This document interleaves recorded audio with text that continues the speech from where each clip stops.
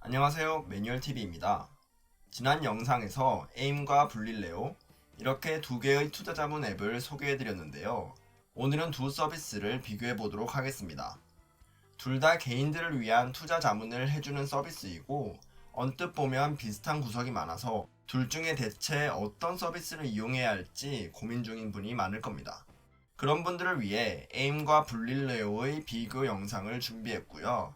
두 편으로 만들어서 올리려고 합니다.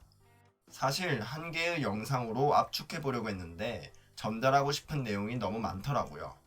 1편에서는 에임과 블릴레오의 CEO는 어떤 사람인지, 서비스의 공통점은 뭐고 어떤 차별점이 있는지, 그리고 각각의 전략들에 대해 알아보고, 2편에서는 고객과의 소통 채널과 수수료 정책, 중도 인출이나 추가 입금이 가능한지, 그리고 어떤 성향의 분들에게 이 서비스를 추천하는지 제 생각도 말씀드리겠습니다. 영상을 보시기에 앞서 주의사항이 있습니다. 이미 앞선 영상에서 말씀드렸듯이 저는 에임과 블릴레오를 모두 사용 중입니다. 에임에는 300만원, 블릴레오에는 400만원의 투자 자문을 받고 있어요. 사실 저는 메인 투자금을 올웨더 포트폴리오로 들고 갈 생각이라서 투자 자문을 굳이 받지 않아도 상관없습니다. 하지만 이 서비스를 이용하는 이유는 부자들이나 받던 금융 서비스를 다수의 개인들에게 저렴하게 제공하겠다는 두 회사의 설립 취지에 크게 공감하고 있기 때문이에요. 그렇기 때문에 이런 회사들이 한국에서 경쟁력을 갖고 사업을 계속할 수 있게끔 조금이나마 힘을 보태고 싶다는 생각이 들었고, 제가 얼마 되지는 않지만 투자금을 넣음으로써 그들의 협상력을 높이는데 도움이 되고 싶었습니다. 물론 수수료를 넘는 수익을 얻어내줄 거라는 믿음도 당연히 있고요. 그래서 두 앱에 대한 평가는 상당히 긍정적입니다. 직접 투자가 본인에게 더 맞는 분들에겐 이게 불편하실 수도 있어요. 미리 양해 말씀드릴게요. 투자를 처음 해보시는 분들도 최대한 비판적으로 들어주시길 바랄게요. 에임은 지난 2016년 10월 투자 자문사로 등록했고 2017년 말에 안드로이드 에임 앱 서비스를 시작했습니다. CEO는 이지의 대표로 창업자이자 대표입니다. 유튜브에서 에임의 광고를 보신 적이 있나요? 유튜브 광고뿐만 아니라 네이버 포스트, 경제 기사 등에서는 이지의 대표의 전문성을 크게 강조합니다. 실제로 에임을 사용 중인 고객들을 일컫는 에이머들의 인터뷰 영상에서도 에임을 선택한 이유로 해외 사모펀드에서 일했던 대표의 전문성을 믿는다 라는 얘기가 빠지지 않습니다. 사실 한국은 주식 투자에 대한 부정적인 인식이 사회적으로 각인되어 있는 데다가 그나마 투자를 한다고 해도 직접 투자에 대한 선호가 강하고, 또 펀드는 늘 손해보기만 한다는 인식 때문에 전문가에 대한 안 좋은 시각이 많이 퍼져 있습니다. 이런 한국에서 투자 자문 사업을 하려면 금융 선진국인 미국에서 포트폴리오 매니저로 활동했다는 경력을 강조할 필요가 있었을 거라는 생각이 드네요. 이렇게 에임은 회사명과 서비스 이름이 같지만 블릴레오는 사실 회사 이름이 아닙니다. 두물머리의 자회사인 두물머리 투자자문이 출시한 서비스의 이름이죠. 유시민의 알릴레오랑 이름이 겹쳐서인지 이름을 바꿀지 고민 중이시더라고요. 아무튼 두물머리는 처음에는 ELS 리서치를 했던 회사였습니다. 신사임당 채널에 이와 관련된 천영록 대표와의 인터뷰가 있으니 보셔도 좋을 것 같아요. 그 뒤로 2017년 초에 블리오라는 증권사를 통한 자문 서비스를 출시하고, 앱으로 자문을 진행하는 블릴레오 서비스는 지난 2019년 말에 안드로이드가 우선 출시되었습니다. 아이폰 앱은 우여곡절 끝에 2020년 4월 말에야 출시되었죠. 두물머리의 대표는 유튜버로도 활동 중인 천영록 대표입니다.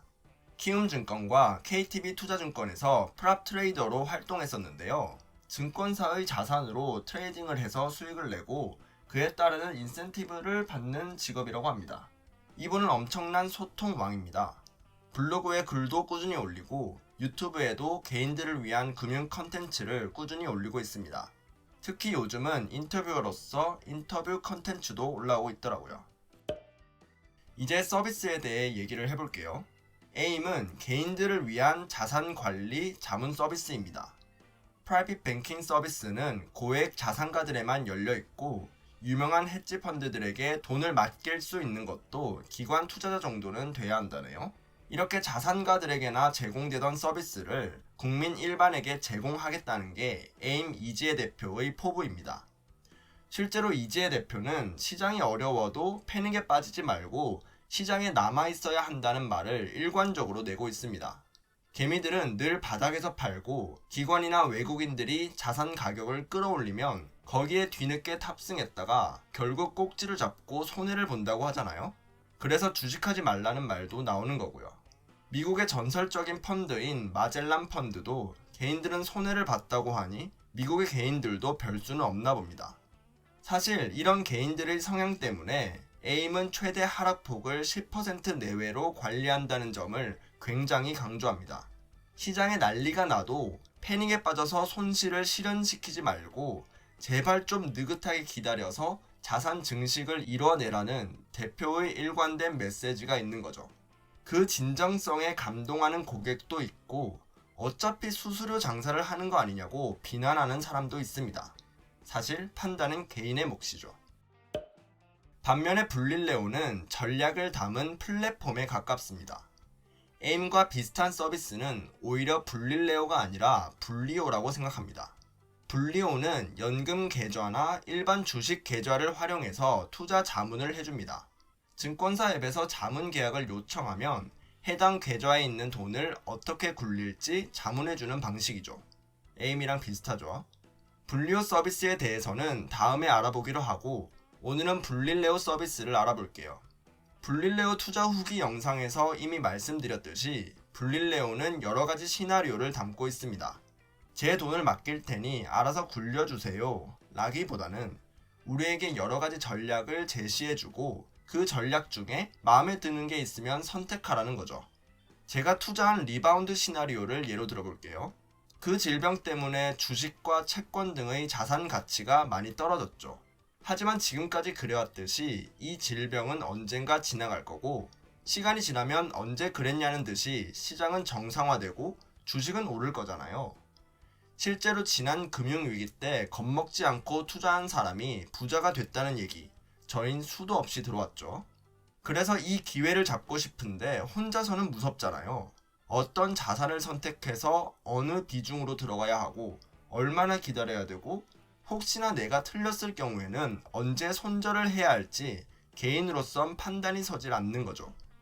그런데 블릴레오에서 전략을 만들어서 제시해주는 거죠. 변동성이 클 때는 커버드 콜을 사용해서 리스크를 줄이고 상승하는 모멘텀이 발생하면 레버리지를 써서 수익을 더 내겠다. 최대 손실은 24.5%까지 나겠지만 수익률 8.4% 정도는 먹겠다. 실제로 지난 금융위기 때 이 전략을 썼으면 수익이 꽤 괜찮게 났다. 저는 이 전략을 검토하고 돈을 투자하기로 결정한 거죠. 천영록 대표는 앞으로도 이런 전략들을 외부에서도 받아서 블릴레오에 올릴 계획이라고 해요. 투자 세계에는 숨은 고수들이 많잖아요. 그들의 전략을 블릴레오에 등록하고 투자금을 모집해서 실제로 실행하고 전략을 제공하는 쪽에겐 정당한 수수료를 지불하는 거죠. 아이디어가 정말 기발하지 않나요? 두물머리 투자금을 와디즈에서 모집했었다는데 놓친 게 정말 아쉽네요. 이렇게 서비스의 색깔은 다르지만 사실 공통점도 많습니다. 일단 둘 다 고액 자산가나 기관 투자자들만 받을 수 있었던 서비스를 보편화하겠다라는 공통된 의식을 갖고 있어요. 둘 다 안드로이드와 아이폰 앱을 통해서 투자 자문을 진행하고요. 투자 자문이기 때문에 자문사 파산 리스크도 없습니다.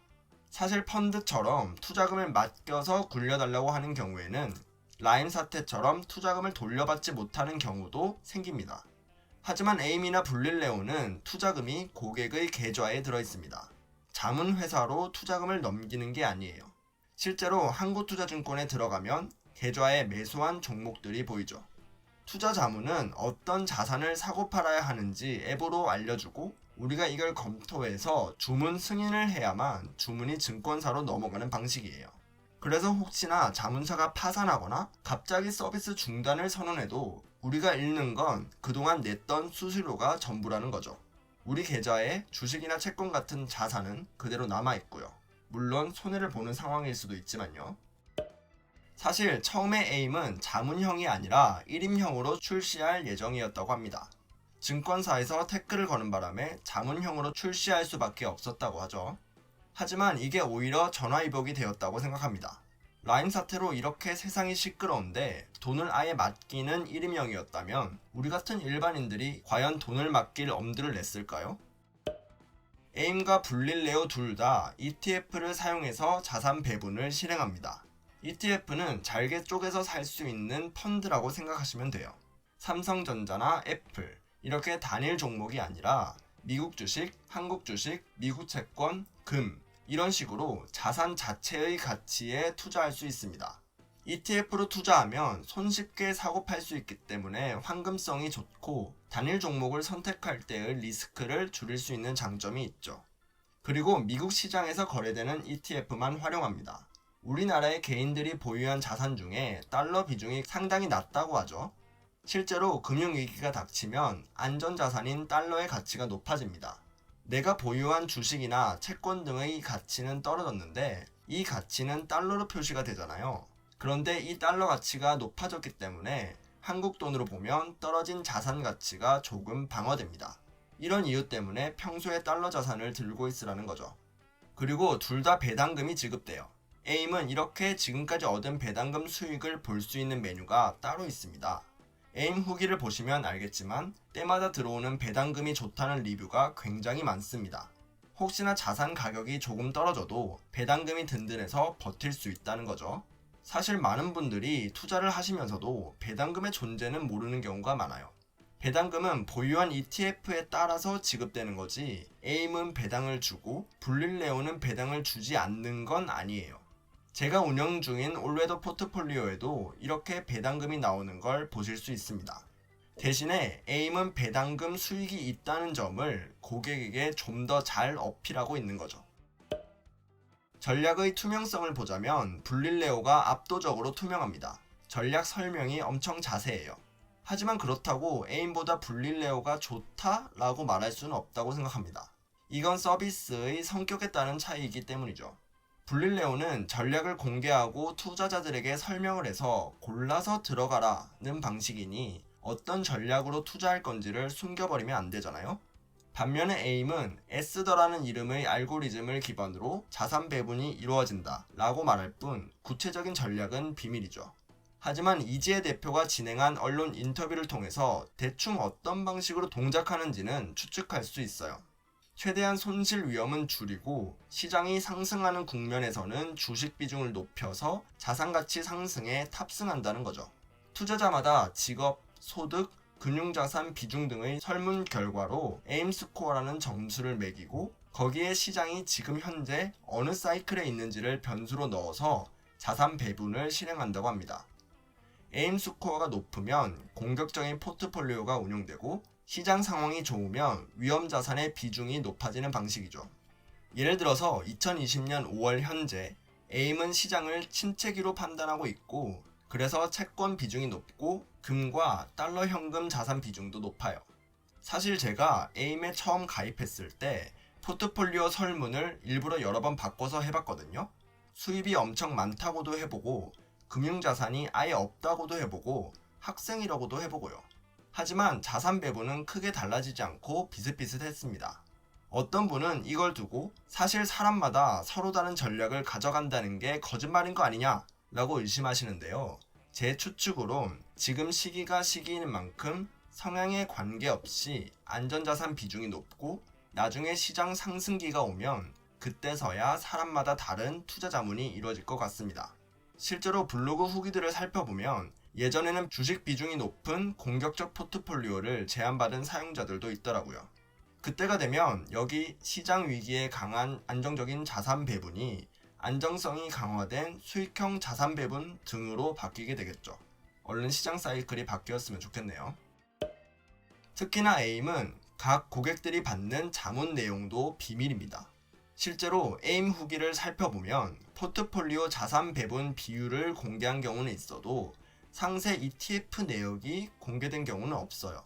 ETF 목록을 올렸다가 삭제한 블로그도 있고 배당금 입금 내역을 캡처해서 올렸다가 나중에 ETF 이름을 지우고 다시 올린 경우도 있죠. 하지만 구글씨는 모든 걸 알고 계시죠. 구글 이미지에서 에임을 검색하면 삭제 전, 수정 전 이미지가 검색됩니다. 다른 사람들 포트폴리오에 대충 어떤 ETF가 이용되었는지 알 수 있고 ETF 이름이 남아있는 배당금 문자에서 금액과 일자를 보면 어떤 ETF를 몇 주 들고 있는지도 알아낼 수 있어요. 그러니 혹시나 이 영상을 보고 계신 분들 중에 에이머가 계시다면 계약서상의 비밀 유지 의무를 위반할 수 있으니 후기를 공유하실 때는 ETF 이름을 모두 삭제하시길 바랄게요. 여기까지가 에임과 블릴레오 비교 영상 1편입니다. 서비스 이해에 도움이 되었을지 모르겠네요. 나머지 비교 내용도 다음 영상 열심히 작업해서 올리도록 하겠습니다. 건강관리 잘 하시고요. 공부 열심히 해서 꼭 부자가 되기로 해요. 다음 시간에 뵙겠습니다. 감사합니다.